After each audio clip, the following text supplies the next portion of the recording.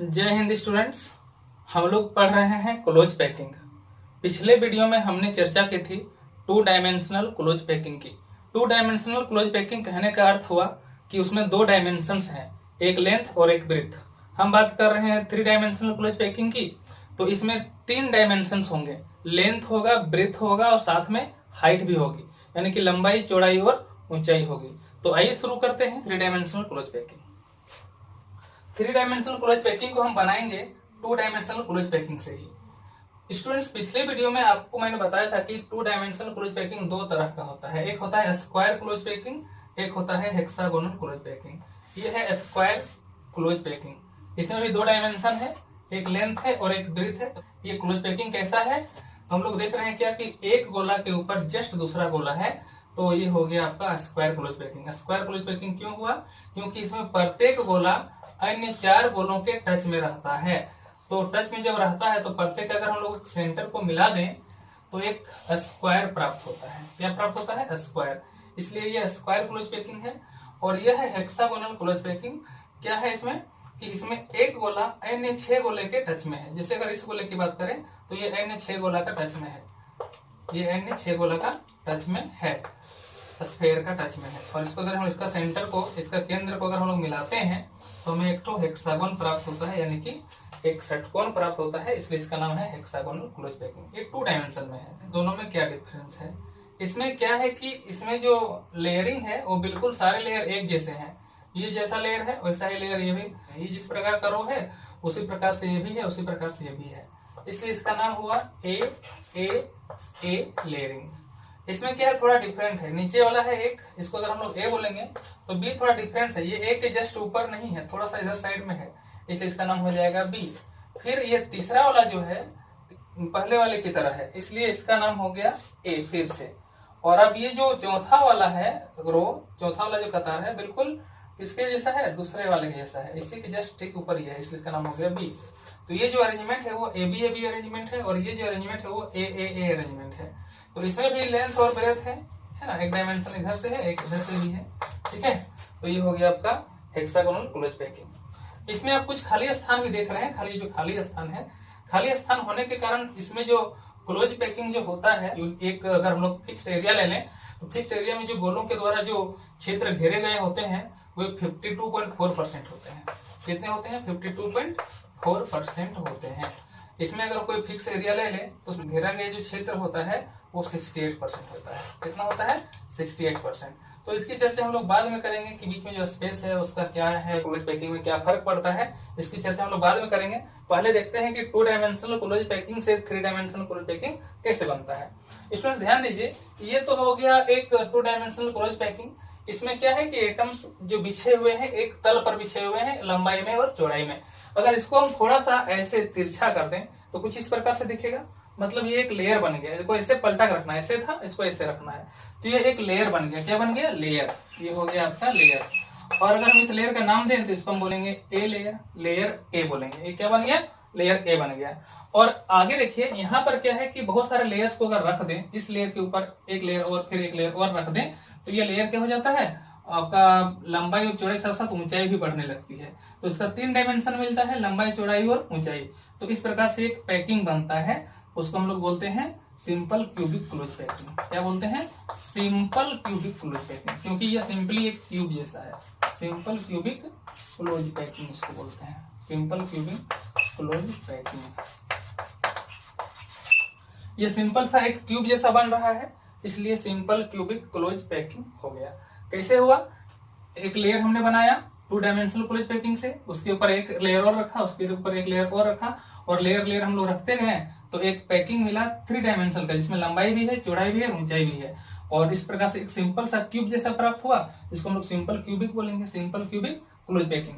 अब बोलिएगा कि क्यूब कैसे बनता है, अगर बहुत सारे रहे तो हम कैसे पता करें? तो आपको क्या करना है कि अगर हम लोग दो गोलों की एक लंबाई लेते हैं, दो गोलों की एक चौड़ाई भी लेते हैं, इधर से दो गोलों की चौड़ाई भी लेते हैं और दो गोलों की एक ऊंचाई भी लेते हैं, हम लोग को क्या मिल गया?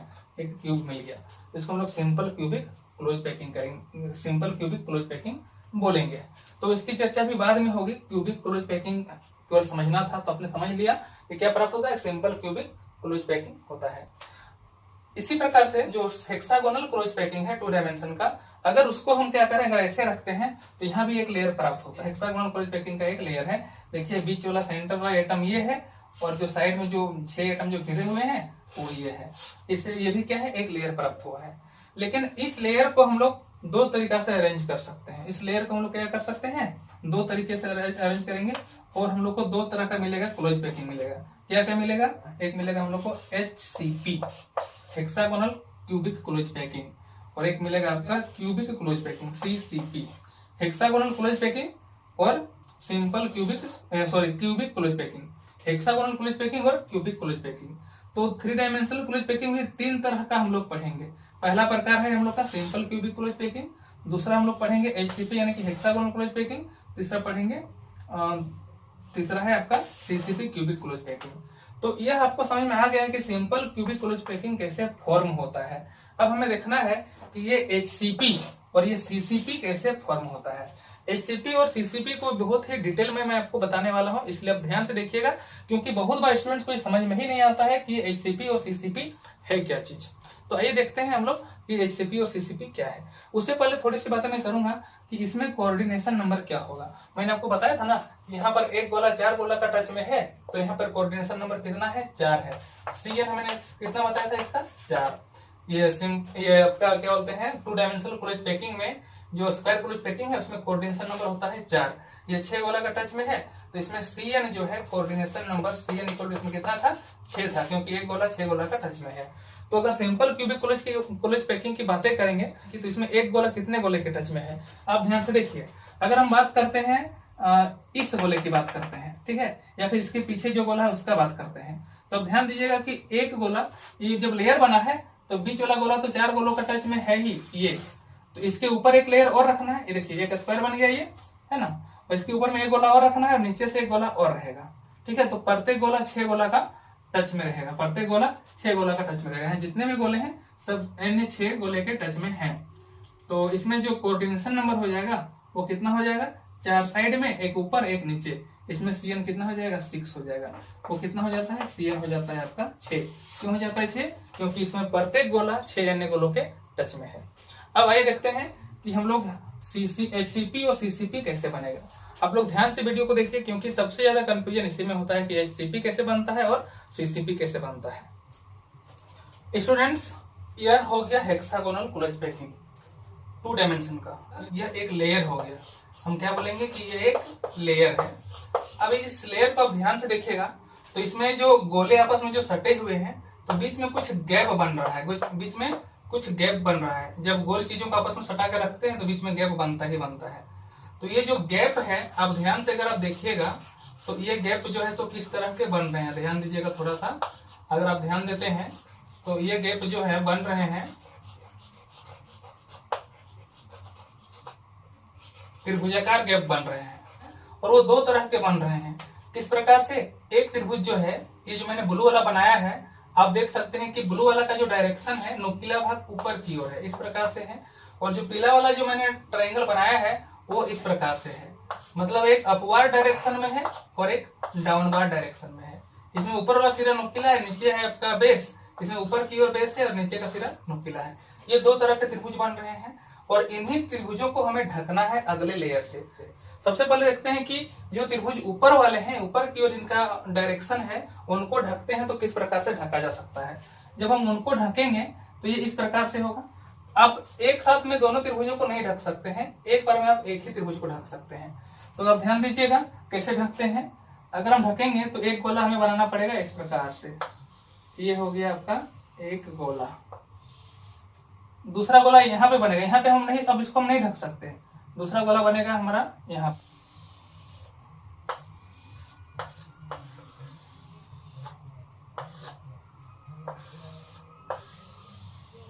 ये ऊपर वाले त्रिभुज को हमने ढक दिया। फिर आगे जहां भी है वहां पे हमें ध्यान देना है। एक यहाँ पर है, इसको भी हमने इस प्रकार से ढक दिया। ये भी एक यहाँ पर है,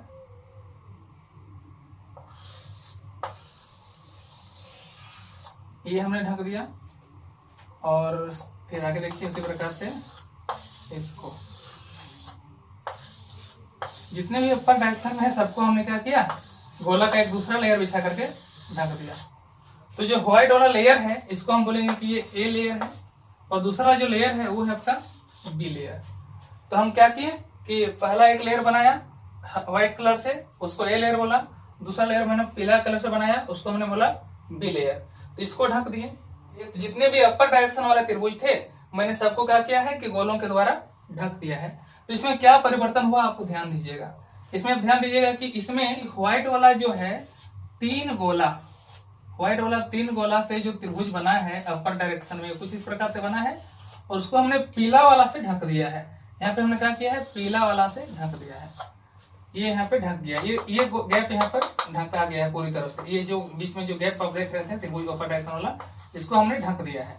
तो तीन गोला से ऊपर में हमने एक और गोला रख करके ढका, तो अंदर का जो गैप था वो कैसा हो गया होगा, आप कल्पना कर सकते हैं कि कैसा हुआ। तो यहाँ जो अंदर में जो गैप बना है वो गैप कुछ इस प्रकार से हो गया होगा। तो उसका शेप जानने के लिए हम लोग क्या करेंगे कि प्रत्येक का जो सेंटर है उस सेंटर को हम लोग मिला देंगे। ऊपर में एक गोला है, नीचे तीन गोला है, तो ऊपर में एक गोला का सेंटर, ये दूसरा गोला का सेंटर, और एक हम लोग बनाएंगे ये हो गया आपका तीसरा गोला का सेंटर। यहाँ पे तीसरा गोला का सेंटर है। अगर सबको हम लोग मिला दें तो कुछ इस प्रकार का बनेगा, इस प्रकार का आकृति हमें प्राप्त होगी। ये पहला गोला का सेंटर है, ऊपर वाला का पीला वाला का, ये व्हाइट वाला का है, ये दूसरा व्हाइट वाला का है, और ये तीसरा व्हाइट वाला का है। कुछ इस प्रकार का आकृति बनेगी। तो यहाँ जो अंदर में जो गैप बना है कुछ इस प्रकार से बना है, उसका नाम है टेट्राहेड्रल वॉइड। क्या नाम है, टेट्राहेड्रल वॉइड।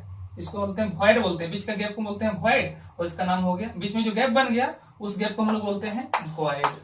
क्या बोलते हैं उसको, वॉइड बोला जाता है, या फिर इंटरस्टिशियल स्पेस बोला जाता है। और ये कैसा आकृति का बना है, इसमें चार सरफेस हैं, एक इधर, एक इधर, एक पीछे, एक नीचे से, चार सरफेस हैं। तो चार सतह है, तो इसका नाम हो गया टेट्राहेड्रल वॉइड। क्या बना, टेट्राहेड्रल वॉइड बन गया। इसको बोलते हैं टेट्राहेड्रल वॉइड। और एक चीज और हुआ है, ध्यान दीजिएगा कि ये जो तीन गोला आप देख रहे हैं, ये व्हाइट गोला, यहाँ पे व्हाइट गोला, यहाँ व्हाइट गोला, तो बीच में एक और गैप बना है, बीच में एक गैप और बना है। और वो कैसे बना है कि तीन ठो है व्हाइट, कितना है, तीन ठो है व्हाइट। इस प्रकार से तीन व्हाइट है, और तीन व्हाइट को ढका गया है किससे, तीन पीला से। यहाँ पर तीन पीला है, उससे हम लोग ढके हैं। किस प्रकार से, एक इस तरह से है, एक इस तरह से है, एक इस तरह से है। अब इमेजिन कीजिए कि इन सभी के सेंटर्स को अगर मिला दिया जाए तो अंदर में जो गैप बन रहा है वो किस टाइप से बनेगा।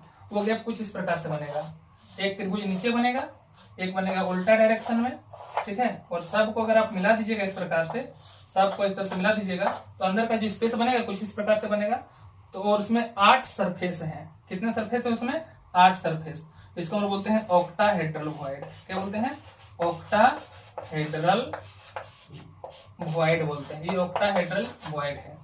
तो लेयरिंग करने पर दो तरह का वॉइड का फॉर्मेशन होता है। एक तीन गोला के ऊपर एक गोला आता है तो टेट्राहेड्रल वॉइड बनता है। दूसरा तीन गोला के ऊपर अन्य तीन गोले आते हैं, इस प्रकार से तो ऑक्टाहेड्रल वॉइड का फॉर्मेशन होता है। जब हम लोग लेयरिंग करते हैं तो दो तरह का वॉइड बनता है, मतलब बीच में स्पेस बनता है। एक को बोलते हैं टेट्राहेड्रल वॉइड, दूसरे को बोलते हैं ऑक्टाहेड्रल वॉइड। तो टेट्राहेड्रल वॉइड की जो संख्या होती है वो होती है 2n, और ऑक्टाहेड्रल वॉइड की संख्या जो होती है वो होती है सिर्फ n। ये n होता है, ये 2n होता है। टेट्राहेड्रल 2n, T से 2, T से टेट्राहेड्रल वॉइड याद रखिएगा, O से 1 याद रखिएगा, और फिर O से ऑक्टाहेड्रल भी याद रखिएगा, 1 और ऑक्टाहेड्रल, ये 1n। यहाँ पर n क्या है, नंबर ऑफ स्फीयर्स है, गोले हैं। गोले जितने लेंगे उसके अकॉर्डिंग, जितना गोला होगा उसके अकॉर्डिंग उसका दोगुना बनेगा टेट्राहेड्रल वॉइड, और जितना गोला है उतना ही बनेगा आपका ऑक्टाहेड्रल वॉइड। तो ये बात होगी वॉइड की। टोटल नंबर ऑफ वॉइड कितने होंगे, यहाँ पर n और यहाँ पर 2n मिला करके हो जाएगा आपका 3n। तो जो 3 डायमेंशनल क्लोज पैकिंग होता है उसमें वॉइड्स की संख्या होती है 3n। तो ये हो गई आपके वॉइड्स के बाद जो वॉइड जो अंदर में बनते हैं वो। अब बात करते हैं कि इसका लेयरिंग जो है वो सिर्फ इसी प्रकार से हो सकता है कि अन्य प्रकार से हो सकता है। तो स्टूडेंट आप ध्यान दीजिएगा कि हमने एक पहला लेयर बनाया है, दूसरा लेयर बनाया पीला कलर से। अब हम क्या कर सकते हैं, अगला लेयर बनाने के लिए हमारे पास दो तरीके हैं। क्या है कि जो दूसरा लेयर जब हम बनाएंगे तो ये जो ऑक्टाहेड्रल वॉइड बना है, ऑक्टाहेड्रल वॉइड को ढक दें, या फिर जो लेयर ए है, लेयर ए के ऊपर में ही जस्ट उसी प्रकार से एक लेयर और बना दे। तो एक के जैसा एक लेयर अगर हम लोग फिर से ऊपर में बना देंगे, इसी के ऊपर में हम इसको ब्लू कलर से दिखाते हैं, इसी के ऊपर में क्या करें, एक लेयर और बना दें, इसी के ऊपर में जो पहला बना हुआ है बिल्कुल एग्जैक्टली वैसा ही बना दें, एक लेयर और तीसरा लेयर अगर हम लोग बना दें, तो हमें जो अरेंजमेंट मिलेगा वो किस प्रकार से मिलेगा, ध्यान दीजिएगा। तो हमें जो अरेंजमेंट मिलेगा, व्हाइट वाला लेयर है आपका ए, फिर येलो वाला लेयर है आपका बी, और फिर ब्लू वाला लेयर है आपका ए के जैसा है, इसलिए हम लोग क्या बोलेंगे ए। तो लेयरिंग हम लोग किस प्रकार से कर सकते हैं, A B A B, A B A B layering करके हम लोग क्या कर सकते हैं, एक 3 डायमेंशनल क्लोज पैकिंग बना सकते हैं। तो ए बी जो लेयरिंग वाला होता है, ए बी जो लेयरिंग वाला जो क्लोज पैकिंग जो बनता है, इस पर उसको हम लोग बोलते हैं हेक्सागोनल क्लोज पैकिंग। क्या बोलते हैं, HCP बोलते हैं। ये जो दूसरा टाइप मैंने बताया था ना आपको, HCP, hexagonal close packing, hexagonal close packing, hexagonal close packing. कितना डायमेंशन में, 3 डायमेंशन में। 3 डायमेंशन में भी होता है हेक्सागोनल क्लोज पैकिंग, HCP उसको बोलते हैं। कब, AB लेयरिंग जब होता है तब, मतलब पहला लेयर बिल्कुल तीसरे लेयर के समान हो। जो क्लोज पैकिंग 3 डायमेंशन में मिलेगा उसको हम लोग क्या बोलेंगे, हेक्सागोनल क्लोज पैकिंग बोलेंगे या फिर HCP बोलेंगे। अब देखिएगा कि दूसरा तरीका से कैसे हम लोग लेयरिंग कर सकते हैं। तो उसी प्रकार से ये तो लेयर व्हाइट वाला जो है लेयर ए है। अब क्या कीजिए कि अपर वाला को आप ढक दीजिए। अपर वाला जब ढकिएगा इस प्रकार से हम लोग को पीला का एक लेयर और मिलेगा हमें, ठीक है, जिसको हम लोग बोलेंगे लेयर बी। क्या नाम देंगे हम लोग, लेयर बी, लेयर बी बन जाएगा। अगला लेयर जब हमको बनाना हो तो हम लोग क्या कर सकते हैं कि ये इसको ढक सकते हैं। यहाँ जो बना था ना, चूंकि छोटा छोटा बन गया इसलिए गैप ज्यादा हो रहा है, हम लोग क्या कर सकते हैं, इसको ढक सकते हैं। जो ऑक्टाहेड्रल वॉइड जो बीच में बना है, यहाँ पे ये बड़ा गोला अगर करेंगे तो यहाँ पे टच में आएगा, तो इस प्रकार से कुछ शेप में बनेगा। तो ये जो बीच में जो गैप बना है उसको ढकना है। तो तीसरा लेयर से अगर हम लोग उसको ढक दें, इस प्रकार से ढक दें, तो हमें एक और लेयर बनाना पड़ेगा, ठीक है। यहाँ पे ढकाएगा, यहाँ पे ढकाएगा और यहाँ पे ढकाएगा, ठीक है। आगे जब बनेगा तो इस जगह पे ढक सकते हैं हम लोग, इस प्रकार से ढक सकते हैं। तो हम क्या कर रहे हैं कि तीसरा लेयर से ढक रहे हैं।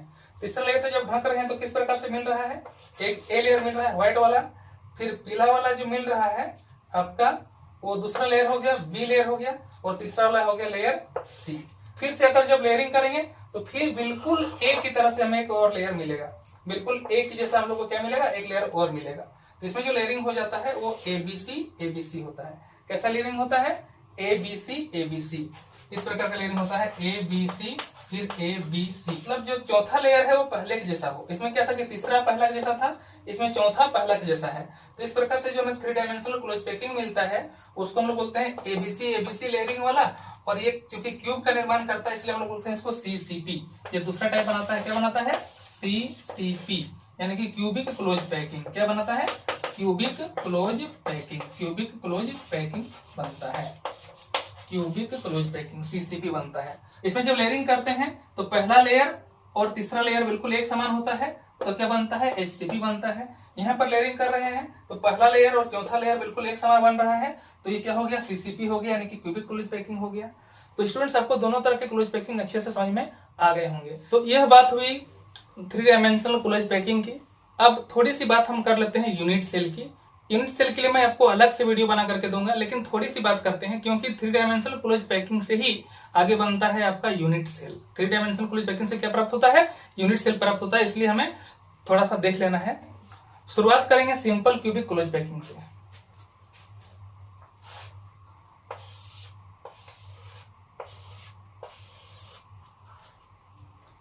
स्टूडेंट्स शुरुआत करते हैं सिंपल क्यूबिक क्लोज पैकिंग से। ये 2 डायमेंशन वाला है और ये 3 डायमेंशन वाला है। ये 2D क्लोज पैकिंग है और ये क्या है, 3 डायमेंशनल क्लोज पैकिंग। स्टूडेंट्स एक पॉइंट और नोट कर लीजिएगा कि CCP, HCP और CCP, HCP हो है ना या फिर CCP, हमने बात की HCP हो या फिर CCP हो, दोनों में जो कोऑर्डिनेशन नंबर होता है, ये छूट गया था, मैं बता नहीं पाया था वीडियो में, ये छूट गया है इसलिए मैं बता देता हूं कि दोनों में जो कोऑर्डिनेशन है, CN नंबर है, वो होता है 12। कोऑर्डिनेशन में कितना होता है, 12, CCP में और HCP में। तो यूनिट सेल कैसे बनता है उसको समझना है। उसके पहले देखिए ये क्या है, 3 डायमेंशनल क्लोज पैकिंग है। अगर आपको इसका लेंथ और ब्रेथ अगर मेजर करने के लिए बोला जाए तो हमें थोड़ी सी परेशानी होगी। क्यों होगी, क्योंकि ये सरफेस गोल है। हम कहां से मेजर करें, यहां से मेजर करें कि यहां से मेजर करें कि यहां से, हमें कुछ परेशानी होगी। तो इसी परेशानी को दूर करने के लिए हम लोग एक तरीका निकालते हैं कि सेंटर से मेजर करते हैं। किससे मेजर करते हैं? सेंटर से। अगर हम सेंटर से मेजर करें तो क्या होगा? हमें एक सीधी लाइन प्राप्त होगी। इसका सेंटर को मिला दीजिए, यहाँ पे इसका सेंटर और इसका सेंटर को मिला दीजिए, इसका सेंटर को मिला दीजिए और बाकी पार्ट्स को हटा दीजिए। बाकी पार्ट्स को अगर हम लोग हटा देंगे तो हमें क्या मिलेगा? इस प्रकार की एक आकृति मिलेगी। इस प्रकार से हमें एक आकृति मिलेगी कुछ इस प्रकार से। ये जो है सो गोले दिखाई दे रहे हैं, जिसका कुछ भाग हमने लिया, ये सेंटर है। एक आकृति हमें मिल गई। तो ये हो गया आपका 2 डायमेंशनल में। किसमें? 2D में। अगर यही बात हम लोग अगर 3D में करें, हमें अगर मेजर करना हो पूरे को, तो पूरे को मेजर हम करना मुश्किल है। हम लोग क्या करेंगे कि कुछ हिस्सा को निकाल लेते हैं। जैसे कि हम लोग एक लेयर लेते हैं जिसमें 4 गोले हो, दूसरा लेयर भी लेते हैं जिसमें 4 गोले हो। ये जो है इस गोले का सेंटर, इसका सेंटर, इसका सेंटर और इसका फिर यहाँ पे इसका सेंटर, इन सभी को मिला इसका सेंटर। अगर हम सभी को मिला दें तो हमें क्या मिलेगा? एक क्यूब मिल जाएगा। एक क्या मिल जाएगा हमें? क्यूब। इस प्रकार से हमें एक क्यूब प्राप्त होगा। इस प्रकार से ये इधर जाएगा, ठीक है, ये आगे जाएगा इधर, है ना।